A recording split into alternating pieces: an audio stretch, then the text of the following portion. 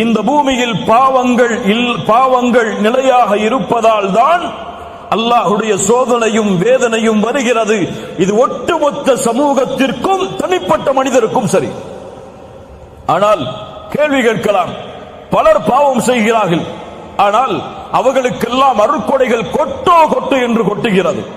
பாவம் செய்யக்கூடிய மனிதன் செல்வத்தில் அதிகரிக்கிறான். பாவம் செய்யக்கூடிய மனிதனுக்கு உலகத்திலே மாடான மாளிகைகள் எப்படி கிடைக்கிறது? பாவம் செய்தால் தண்டனை உண்டென்றால் ஏன் இப்படி நடக்கிறது? அல்லாஹ்வுடைய தூதர் ஸல்லல்லாஹு அலைஹி வஸல்லம் அதற்கும் பதில் சொன்னார்கள். ஒரு அடியானுக்கு அல்லாஹ் இந்த பூமியில் உள்ள அருட்கொடைகளை கொடுக்க ஆரம்பிக்கிறான். அவன் பாவம் செய்தாலும் என்றால் அது அவனுக்கு கொடுக்கப்படுகிற அருட்கொடை அல்ல, அவனுக்கு அல்லாஹ் கொடுக்கின்ற வாய்ப்பு. சிறிது சிறிது அல்லாஹ் அவனை பிடிப்பான். எப்படி? இந்த ஆயத்தை ஓதிக்கொள்ளுங்கள். சூரத்துல் அன்ஆம் 44வது வசனம்.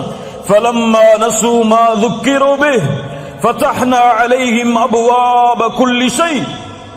எப்போது எம்முடைய நினைவை அவர்கள் மறக்கிறார்களோ அப்போது வானத்துடைய எல்லா கதவுகளும் அவர்களுக்காக திறக்கப்படும்.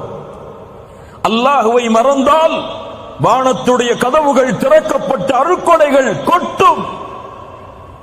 ஆனால் ஹத்தா இதா ஃபரிஹூ பிமா ஊது, அல்லாஹ் கொடுத்ததை கொண்டு அவர்கள் நிம்மதியோடு வாழ்ந்து கொண்டிருக்கும் பொழுது அகத்னாஹும் பக்தா, திடீரென அல்லாஹ் அவர்களை பிடித்து விடுவான்.